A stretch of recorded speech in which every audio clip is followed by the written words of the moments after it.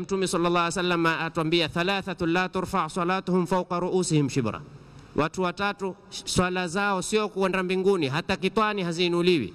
Akanena warajulani mutakhasimani, watu wawili tu, hata hakunena ndugu, watu wawili tu wameteta. Leo ni ndugu wangapi wameteta? Na ukiulizia wanaochokitetea huoni cha maana, usikii kwamba huyu humkufurisha Mungu au huyu hufanya shirki. La, ni kitu ambacho kwamba turahat na batalat, vitu tafi, hazina maana, hazina qima.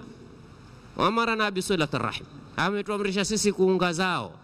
Sayyidina Ali anena qati'ur rahim mal'unun wa imata wasata al-Kaaba, mwenye kukata kizazi analana hata akafa ndani ya al-Kaaba. Sio kufa msikiti wa Malindi wa Ijumaa, ndani ya al-Kaaba, hata si ndani ya haram.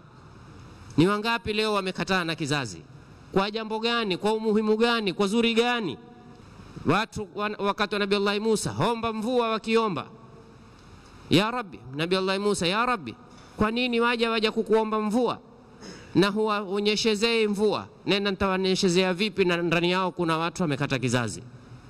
Nabii Allah Musa akamwambia, ya Rabbi, niambie basi ni wapi hao walioteta? Mwenyezi Mungu akamwambia, la, siwezi, watu wameteta kwa siri, mimi ni wakashifu. Nabii Allah Musa akawaelezea wale walioteta, kanena tubna ila Allah. Hapo hapo mvua ikashuka.